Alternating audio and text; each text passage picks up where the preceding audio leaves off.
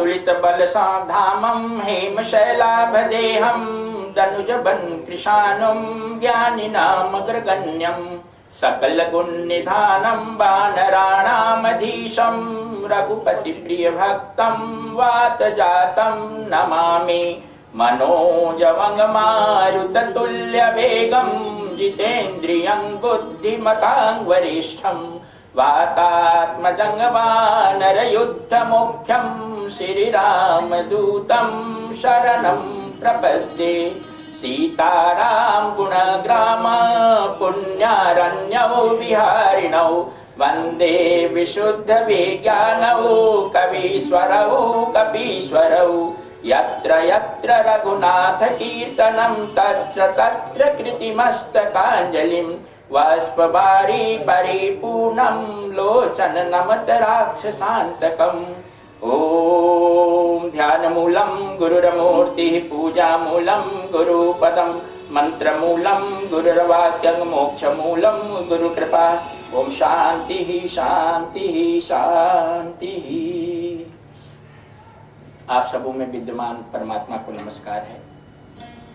आज 20 नवंबर 2011 के प्रातःकालीन सत्संग में हम लोग श्री गुरुदेव स्वामी ज्योतिर्मयानंद जी महाराज के लोनी आश्रम में एकत्रित हैं और आज के दिन हम लोग रामचरितमानस की चर्चा करेंगे।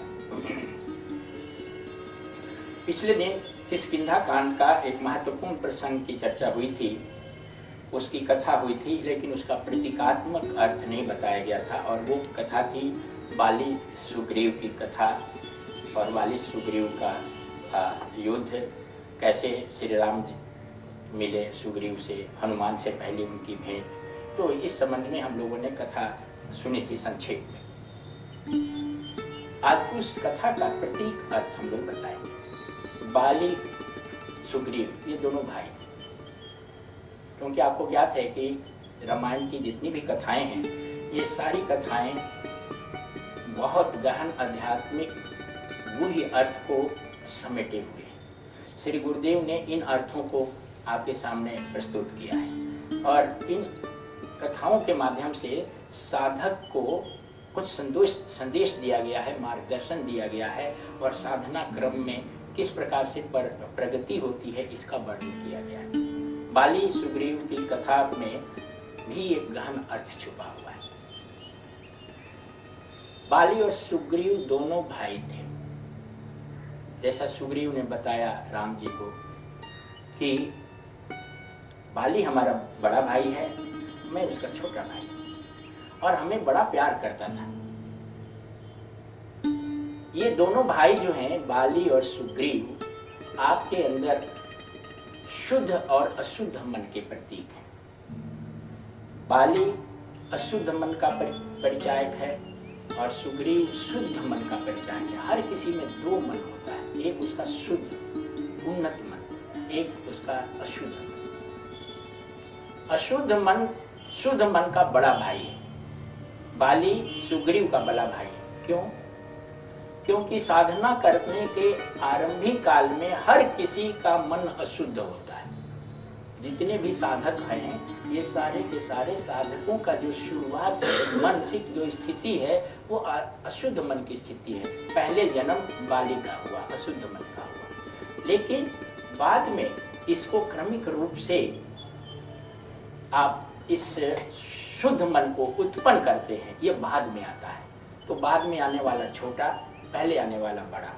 बाली सुग्रीव आपके अंदर वर्तमान अशुद्ध मन और शुद्ध मन के प्रतीक हैं। ये दोनों भाई हैं। बाली बड़ा भाई अशुद्ध मन, सुग्रीव छोटा भाई शुद्ध मन। आपको कथा में याद होगा कि एक बार बाली के सामने एक राक्षस आया और उसने बाली से युद्ध करने के लिए चुनौती करने लगा कि आओ हमारे साथ युद्ध करो, और वो गुफा में भाग गया था जहां 1 महीने तक बाली का उसके साथ युद्ध होता रहा। ये जो राक्षस है वो तमस का प्रतीक है, तामसिक वृत्ति का प्रतीक है। और ये जो तमस जो है वो है हमेशा अशुद्ध मन को, रजस को, अशुद्ध मन में चंचल मन में, निम्न मन में अत्यधिक रजस होता है। तो तमस हमेशा रजस को चुनौती देता रहता है। हर किसी के व्यक्तित्व में राक्षस रूपी तमस, बाली रूपी अशुद्ध मन को चुनौती देता रहता है। और ये जो अशुद्ध मन है वो, यानी जिसमें रजस की ज्यादा प्रबलता है, वो उसकी चुनौती को बर्दाश्त नहीं करता है, वो स्वीकार कर लेता है। रजस तमस की स्वीकृति को, चुनौती को स्वीकार कर लेता है और उसके साथ युद्ध करता है। रजस और तमस में युद्ध होता रहता है। और ये युद्ध जो होता है वो आशा से ज्यादा लंबा समय तक चलता है। आपके साधना काल में आपका मन भटकता रहता है, रजस और तमस में युद्ध होता रहता है। तमस चुनौती देता है, आज ध्यान नहीं करेंगे, आज सत्संग में नहीं जाएंगे, सीरियल देखेंगे, तमस की चुनौती है। आज सोए रहेंगे, आज सुबह का बैठ के ध्यान नहीं करना है, जाड़ा बहुत लग रहा है, तमस की चुनौती है। लेकिन आपके अंदर का रजस जो है कहता है नहीं, उठना चाहिए, रोज रोज कर जाना चाहिए, सत्संग में सुने हैं, और वो उठ जाता है, चुनौती को स्वीकार कर लेता है और रजस जो है तमस को पराजित कर देता है। ये क्रम यही है। राक्षस को बाली पराजित कर देता है, लेकिन इस पराजय में बड़ा लंबा समय लगता है, एकदम एक ही झटके में नहीं होता है। बाली ने कहा था कि 15 दिन तक हमारे लिए इंतजार करना, 15 दिन तक इस गुफे के द्वार पर तुम खड़ा रहना। सुग्रीव को कहा था, याद होगा आपको, हम 15 दिन में नहीं आए तो समझ लेना कि हम मर गए। लेकिन वो 1 महीना तक खड़ा रहा, और 1 महीना तक जब वो नहीं आया और जब उससे रक्त की धारा निकलने लगी गुफा से, गुफा जो है आपके अचेतन मन का प्रतीक है। ये सब जो झगड़ा होता है, चुनौती होती है, युद्ध होता है, गुफा के अंदर होता है। और गुफा यानी आपके चित्त के गहराई में ये होता है, और उस चित्त की गहराई में ये लंबे समय तक खींचता है। आप जितना आशा नहीं करते हैं उससे ज्यादा समय तक ये तमस और रजस का युद्ध चलता रहता है, और इस युद्ध में तमस की पराजय होती है। रजस यानी निम्न मन वो जब आता है बाहर निकल करके तो देखता क्या है कि सुग्रीव राजा बन गया है। रजस निम्न मन कभी भी ये बर्दाश्त नहीं करता है कि उच्च मन उसका शासन करे। आपके अपने आप को देखिए, ये हमारे शास्त्र जितने हैं ना, बहुत बड़े, बहुत साइकोलॉजिकल तरीके से बताते हैं, और हर व्यक्ति को अपना अपना साइकोलॉजिस्ट बनने को बताते हैं। आपके अंदर का निम्न मन जो है, अशुद्ध मन, जो काम से, क्रोध से, लोभ से, मद से, मत्सर्य से प्रभावित रहता है, उसी को निम्न मन कहते हैं। तृष्णा से, घृणा से, प्रतिशोध से, ये जब मन में जब भावना उठे ना, आप उसको देखिए। पहले तो आपको अपने आप को अपने मन से हट के देखने की एक कला डेवलप करनी पड़ेगी। बहुत सारे व्यक्ति में ये कला भी नहीं मालूम है, अपने से अपने को कैसे देखें।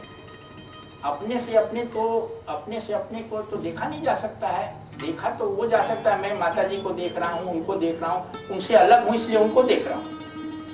अपने मन से आप अलग होके, आपका मन आपसे, आपका वास्तविक स्वरूप से अलग है। जैसे ये शर्ट हमसे अलग है, पहने तो हुए हैं, ये कुर्ता पहने हैं, लेकिन ये मैं कुर्ता नहीं हूं, ये कुर्ता मेरे शरीर से अलग है।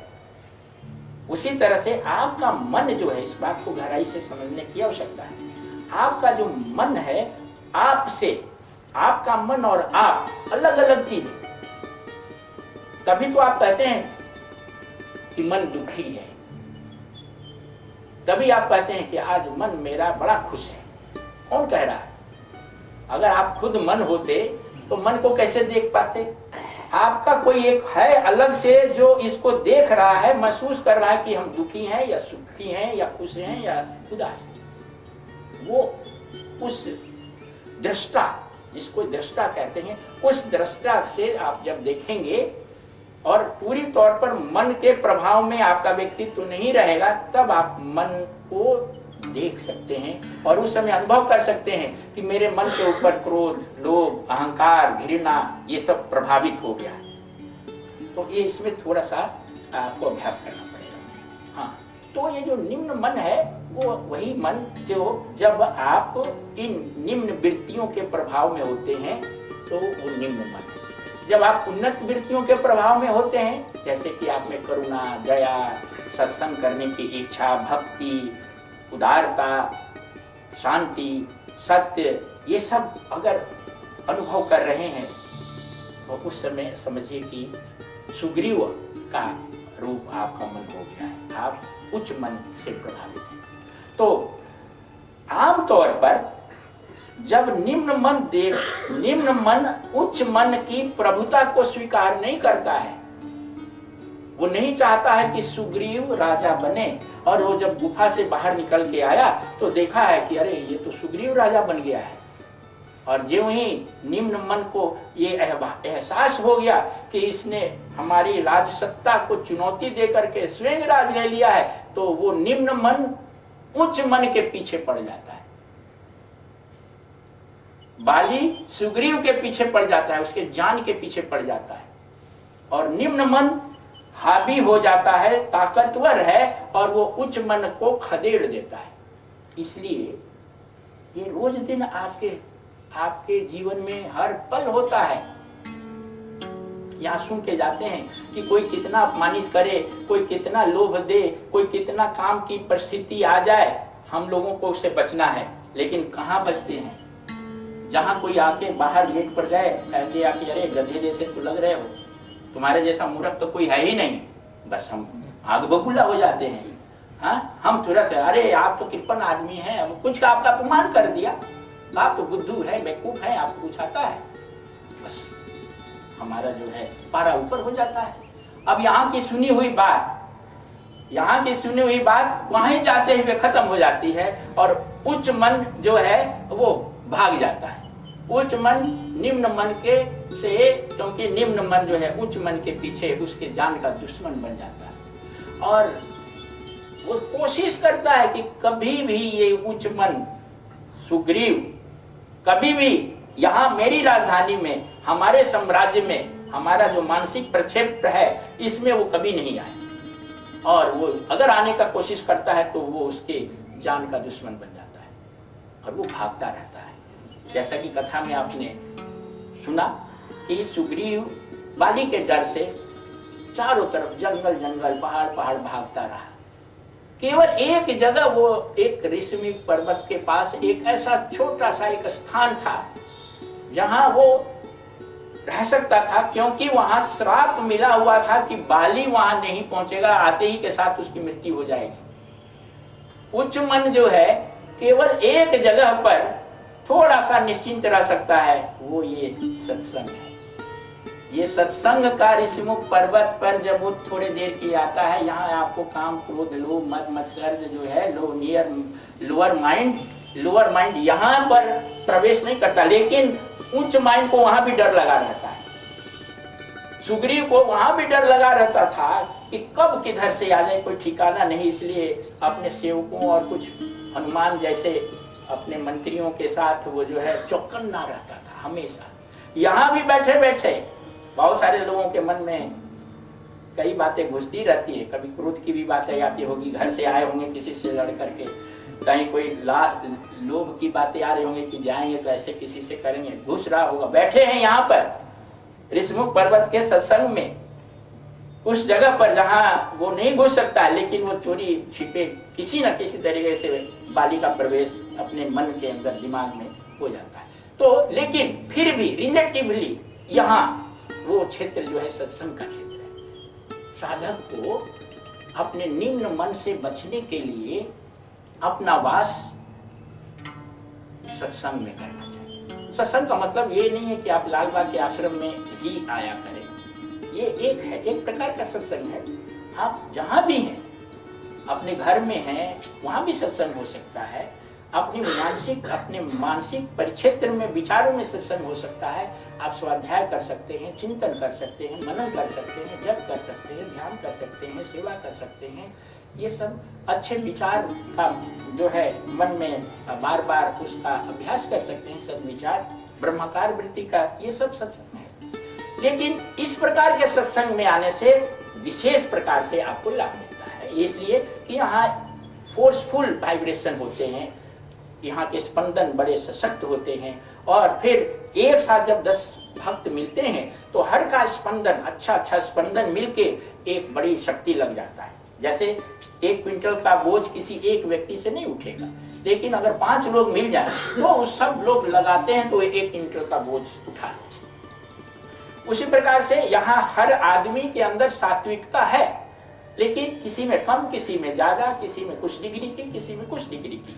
अब यहाँ जब हम 20, 25, 30, 50 जो भी बैठते हैं तो हर किसी की सात्विकता मिल करके एक सामूहिक सात्विकता हो जाती है, जिसका लाभ हर किसी के ऊपर, मन के ऊपर पड़ता है। इसलिए यहाँ विशेष रूप से आप लाभान्वित होते हैं। तो ऋषिमुख जो पर्वत है वो पर्वत उसी सत्संग की परिक्षेत्र का परिचय है। तो साधक को अपने निम्न मन से बचने के लिए ऐसी स्थिति में जाना है और बार बार बाली के संपर्क में नहीं रहना है, बार बार निम्न मन का चिंतन नहीं करना। इसमें एक तरीका बताया गया है, यानी मन के अंदर आप प्रवेश मत कर होने दीजिए निम्न वृत्तियों को। जरा सजग रहिए कि कहीं आपके मन में क्रोध, काम, लोभ, मद, मत्सर्य, ईर्षा, घृणा, द्वेष, अहंकार ये तो नहीं घुस रहा है। ये जब आप सजग रहेंगे, थोड़ा सा ध्यान रखेंगे अपने मानसिक क्षेत्र को, तो आप बाली से बच जाएंगे। नहीं तो जरा सा वो घुस जाएगा, घुसते घुसते वो बड़ा विशाल रूप धारण कर देता है। ये साधकों के लिए साधना क्रम में ये सावधानी बरतने की बात कही गई। तो जब एक तो ये वो उस क्षेत्र में रहता रहा, लेकिन सशंकित रहता था, वो डरा रहता था कब किधर से आ जाए। लेकिन जब साधना शक्ति के सहायता से, हनुमान की सहायता से, हनुमान जो है वो साधना शक्ति के परिचायक हैं। हनुमान कंधे पर राम लक्ष्मण को ले आए सुग्रीव के पास। साधना शक्ति की सहायता से जब उच्च मन सुग्रीव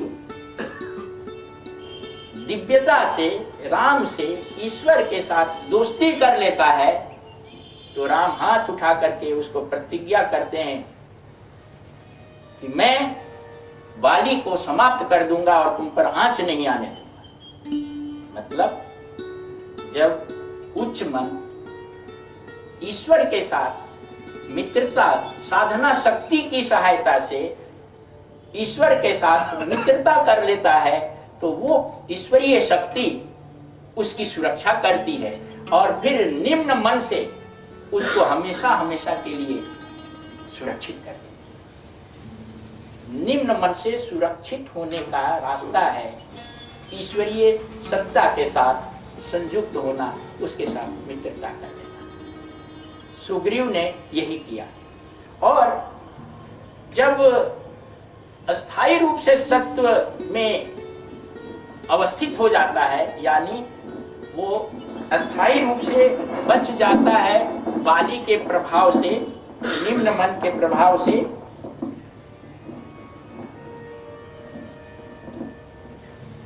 तो साधना का ये एक महत्वपूर्ण लक्ष्य है कि साधक अपने आप को निम्न मन के प्रभाव से बचाए रखे।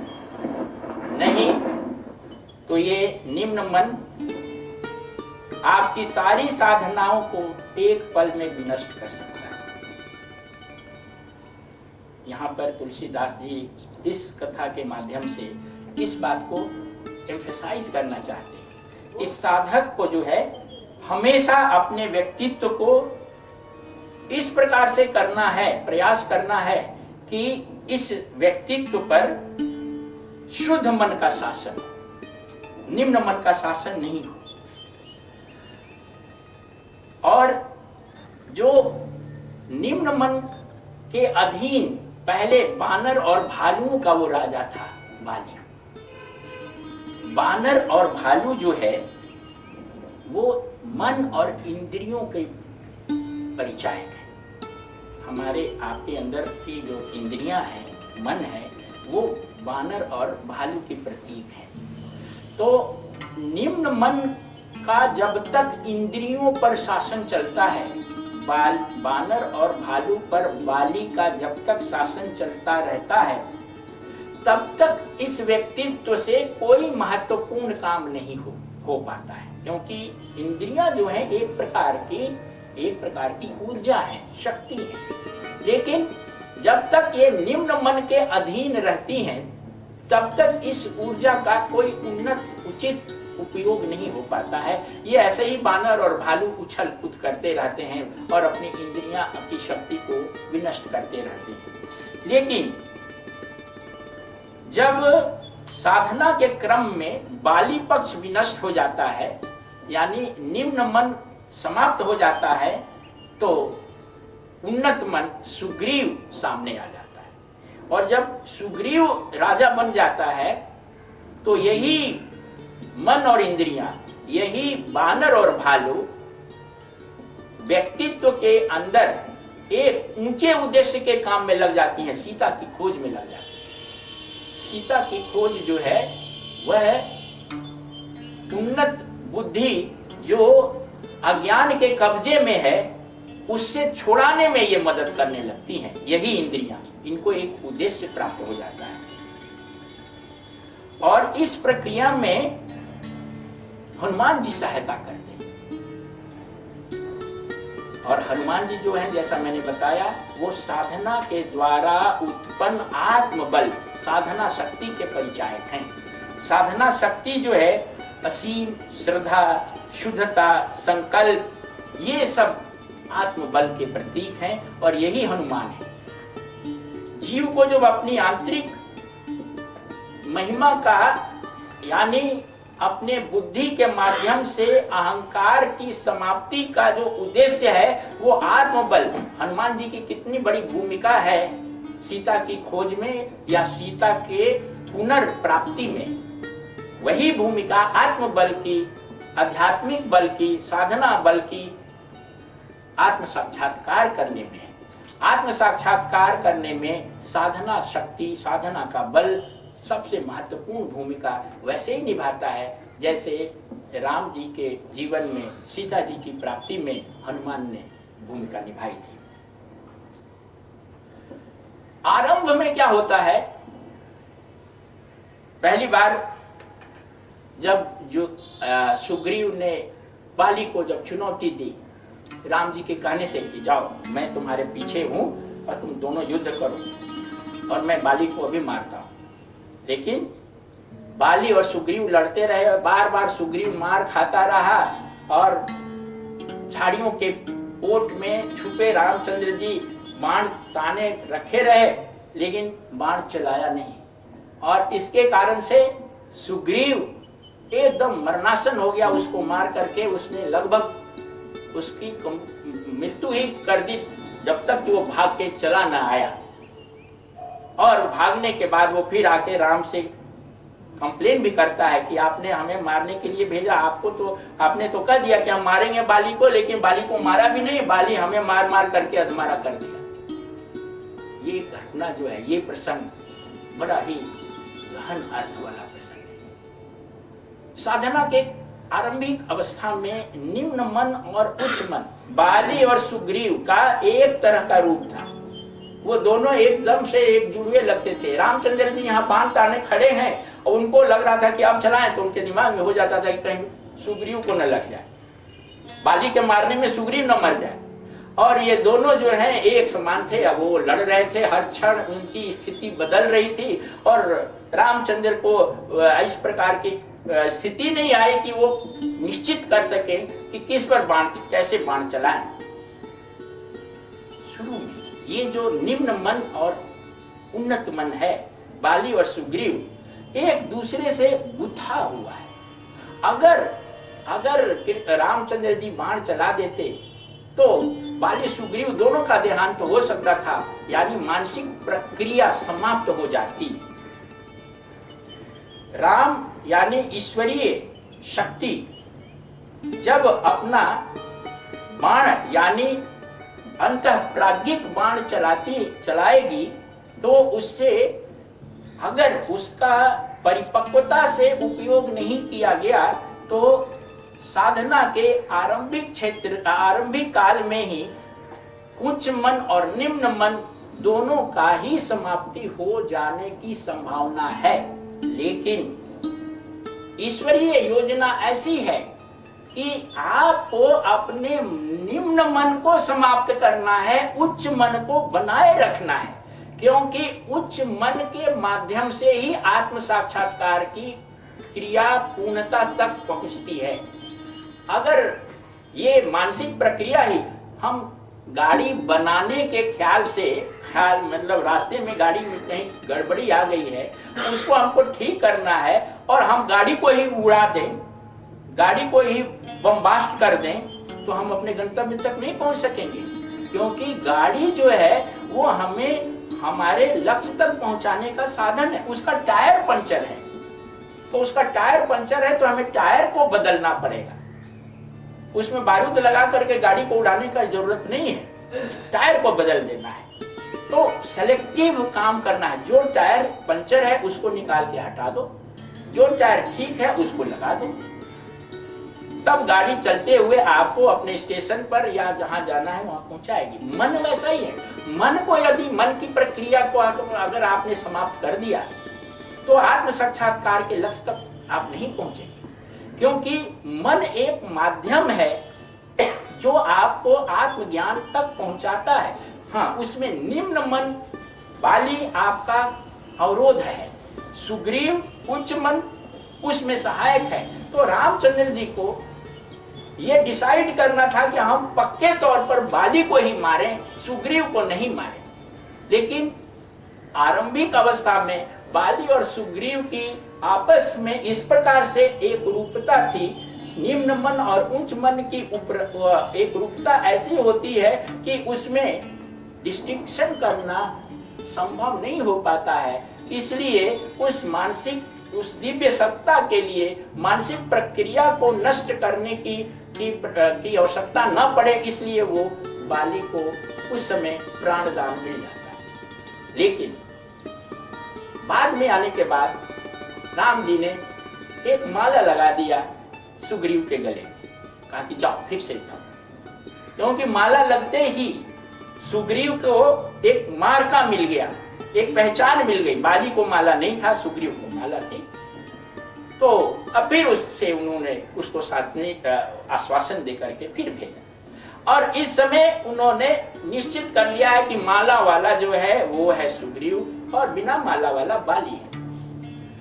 उनके लिए इस बात को आसानी हुई और फिर उन्होंने उस प्रकार से तीर संधान किया कि बाली को तीर लगा। माला लगने का मतलब उच्च मन सुग्रीव अपने साधना के क्रम में अपने आप को विभिन्न प्रकार के दिव्य गुणों के पुष्पों की माला से सुशोभित कर लेता है। उसके अंदर जब दिव्य गुण की अनेक प्रकार के दिव्य गुण, सत्य, हिंसा, ब्रह्मचर्य, अस्तेय, परिग्रह, इस प्रकार का और भी करुणा, दया, क्षमा, उदारता, ये सब जो गुण हैं, जब साधक उच्च मन के सहायता से अपने अंदर प्रकट कर लेता है तो ईश्वरीय शक्ति और क्या करता है उस समय, इसके पहले बहुत ही विनय से, बहुत ही नम्रता पूर्वक राम से उसने प्रार्थना करता है कि अब हम युद्ध नहीं कर सकते हैं, अब आप ही के ऊपर है, आप ही अगर मारेंगे तो मरेगा, हमारी ताकत थोड़ी है बाली को मारने के लिए। अब की बार आप जरा सा भी ढिलाई नहीं कीजिएगा, पिछली बार ढिलाई कर लिए, इसलिए कृपा करके अब बाली का अंत कर दीजिए। मैं नहीं मार सकता, मारना आपको ही है। इसमें भी एक बात है, साधक के अंदर की जो निम्न मन की जो वृत्ति है, निम्न मन है, उसकी जड़ें बड़ी गहरी होती है और आप यानी साधक अपने प्रयास से उसको निर्मूल नहीं कर सकता है। उसको ईश्वरीय शक्ति राम से प्रार्थना करनी पड़ेगी, उसको विनती करनी पड़ेगी गहराई से कि मैं अपने निम्न स्वरूप से, निम्न मन से मुक्ति चाहता हूँ, छुटकारा चाहता हूँ। ये काम, ये क्रोध, ये लोभ, ये मद मत्सर्य, ये ईर्षा, घृणा हमें तकलीफ दे रही है। तब वो राम तीर संधान करता है उस निम्न मन बाली पर। अब हम लोगों को अपने आप से पूछना है कि क्या हम कभी भगवान से प्रार्थना करते हैं कि हे भगवान हमें क्रोध से मुक्त करा दो, हमें लोभ से मुक्त करा दो, हमें जो कभी कभी तृष्णा होती है, कभी किसी को बदला लेने की इच्छा होती है, काम आता है, लोभ आता है, हमें पीड़ा हो रही है, हमें मुक्त कराओ। क्या प्रार्थना किया है कभी? अपने से पूछना है। और अगर आप प्रार्थना नहीं करेंगे, भगवान से विनती नहीं करेंगे, इसका मतलब कि आप उसको पोषित करना चाहते हैं, आप उसको बनाए रखना चाहते हैं, आप उसको बढ़ाए रखना चाहते हैं, क्योंकि आपको उसमें रस मिल रहा है। और जब तक उसमें रस मिलता रहेगा तब तक बाली मजबूत रहेगा, तब तक सुग्रीव का राज नहीं होने देगा, तब तक उच्च मन का राज नहीं होने देगा। लेकिन जब आपके अंदर पीड़ा उठेगी, जब आपके अंदर दर्द उठेगा, जब आपको अपनी ही दुर्बलताओं से दुख होने लगेगा, तब आप निश्चित रूप से ईश्वर से प्रार्थना करेंगे। और जब ईश्वर से आप प्रार्थना करेंगे तो निश्चित रूप से ईश्वर की सहायता से ईश्वरीय शक्ति उस वासनाओं के बीज को, बाली की गहरी जड़ें जो पड़ी हुई थी, उसको निर्मूल कर देता है, उसको विनष्ट कर देता है, उसको समाप्त कर देता है। तो यहाँ पर एक तरीका बता रहे हैं तुलसीदास जी कि हम सबों को अपनी शक्ति पर भरोसा नहीं करना चाहिए कि हम सुनियोजित ढंग से कुछ प्रयास करके अपने निम्न जो वृत्तियां हैं, हमारे जो दोष दुर्गुण हैं, उनको हम दूर कर सकते हैं। कितना भी कोशिश आप कर लीजिए, सुग्रीव कितना भी कोशिश कर ले, बाली को वो पराजित नहीं कर सकता है। इसलिए राम की प्रार्थना करनी है। तब जब आप राम का माला पहन लेंगे, शुभ गुणों को अपने अंदर विकसित कर लेंगे, तब निश्चित रूप से साधक के अंदर वासना क्षय हो जाता है। जब दिव्य गुण उत्पन्न हो जाते हैं व्यक्तित्व में, तो उसके वासनाओं का क्षय हो जाता है, वासनाओं की जड़ें समाप्त हो जाती है, वाली का नाश हो जाता है। और इसी बात की बाली और सुग्रीव का जो युद्ध है वो एक नाटकीय प्रस्तुति है। रामचरितमानस में तुलसीदास जी ने, वाल्मीकि जी ने इसी आध्यात्मिक सत्य को बाली सुग्रीव के द्वंद्व युद्ध के प्रसंग के रूप में यहाँ प्रस्तुत किया है।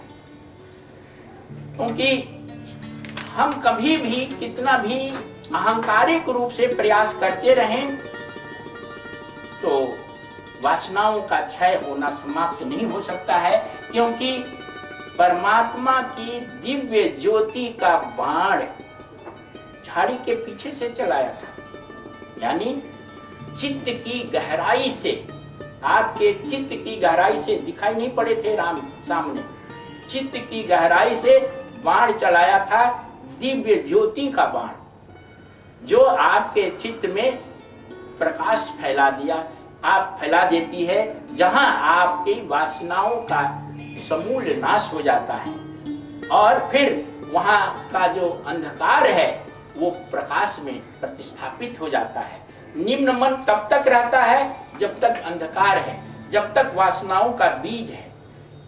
और जब अंधकार यानी बाली जब तक जिंदा रहेगा, जब तक जिंदा रहेगा, तब तक जिंदा रहेगा जब तक कि वासनाओं के बीज बने रहेंगे, अंधकार बना रहेगा। जब बीज समाप्त हो जाएगा, अंधकार समाप्त हो जाएगा, तो बाली समाप्त हो जाएगा। फिर यहाँ पर एक दूसरी बात भी है तारा के बारे में। तारा बाली की पत्नी थी। तारा जो है यहाँ पर मति, समझदारी की प्रतीक है। जब वो बाली के साथ रहती है तारा तो वो कुमति है, और फिर उसी तारा का विवाह सुग्रीव के साथ हो जाता है बाली के मरने के बाद, तो वो सुमति हो जाती है। जो तारा, जो मति, जो समझदारी निम्न मन के साथ रहती है तो वह समझदारी द्वंद्व में, उलझन में निम्न मन के अनुसार बन के रहती है। निम्न मन उसको जैसा कहता है वही निर्णय लेती है।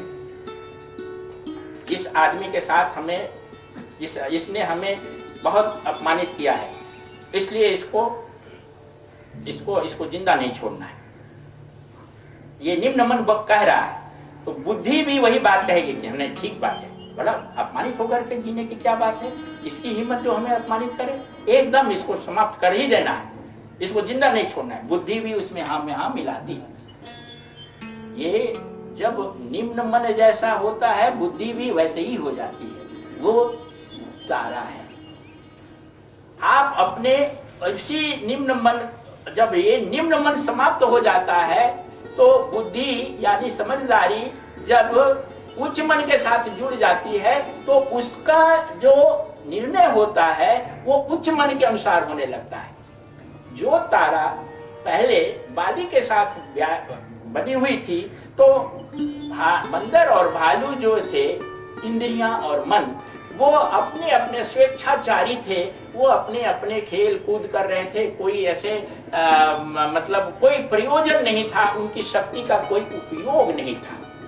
लेकिन जब सुग्रीव के साथ तारा आ गई तो सुग्रीव और तारा मिल करके बंदर भालू की एक विशाल सेना पर शासन करने लगे, और फिर इन सबों को एक विशेष उद्देश्य से बुलाया गया, और उस विशेष उद्देश्य में लगाया गया सीता की खोज में।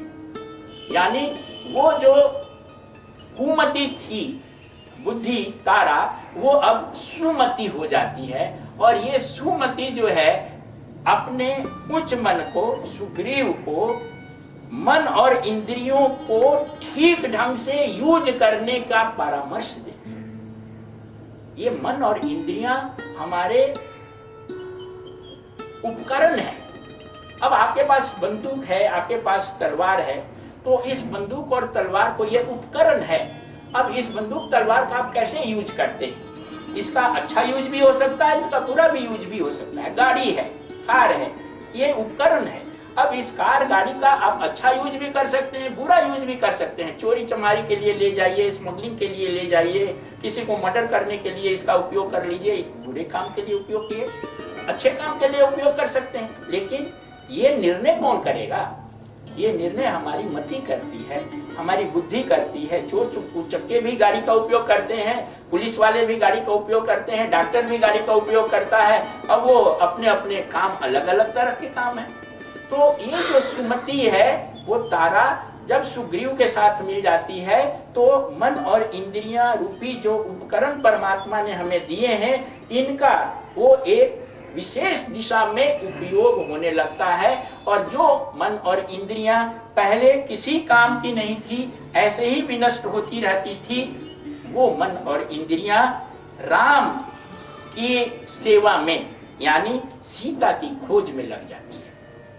एक दूसरी दृष्टि से देखने पर बाली वध का अर्थ है कुंडलिनी शक्ति का हृदय प्रदेश में अवस्थित अनाहत चक्र का भेदन करना। आपको पिछली बार बताया गया था कबंध पद की कथा बताई गई थी। उसमें कहा गया था कि जब नाभि प्रदेश में मणिपुर चक्र है, जहाँ कर्म ग्रंथि है, ये कर्म ग्रंथि को जैसे जैसे आध्यात्मिक प्रगति होती जाती है वैसे वैसे कुंडलिनी शक्ति का जागरण होता रहता है। कुंडलिनी शक्ति मूलाधार चक्र से सहस्त्रार चक्र के बीच तक चलती है, लेकिन सामान्य तौर पर 3 गेट हैं। एक मणिपुर चक्र में, जिसको मूलाधार मणिपुर चक्र कहते हैं, उसमें एक गेट लगा हुआ है, उसको कहते हैं कर्म ग्रंथि।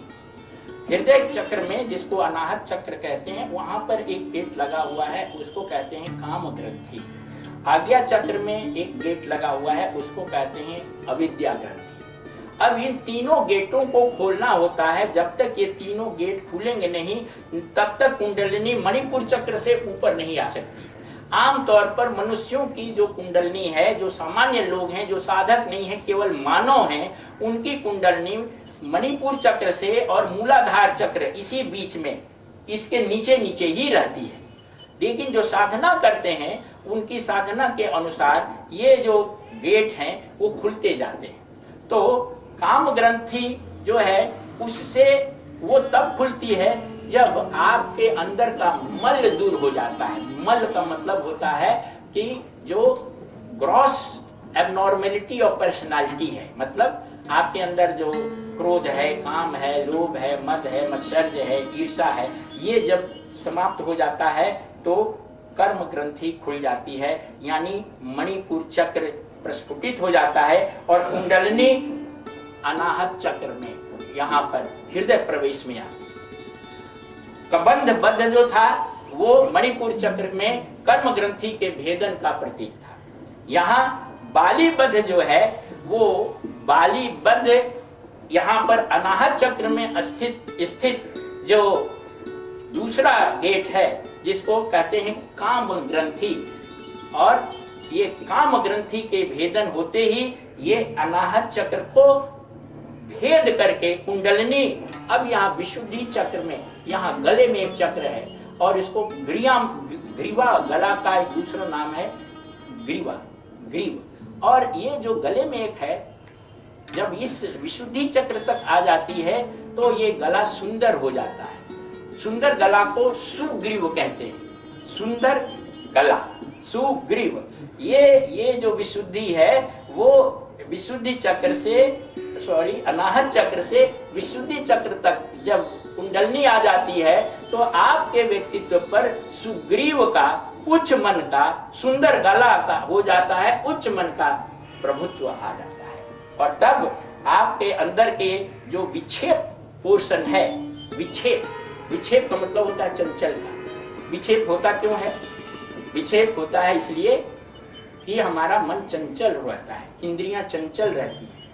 मन और इंद्रियों के चंचलता के कारण ही विक्षेप, चंचलता, ये साधक में होता है।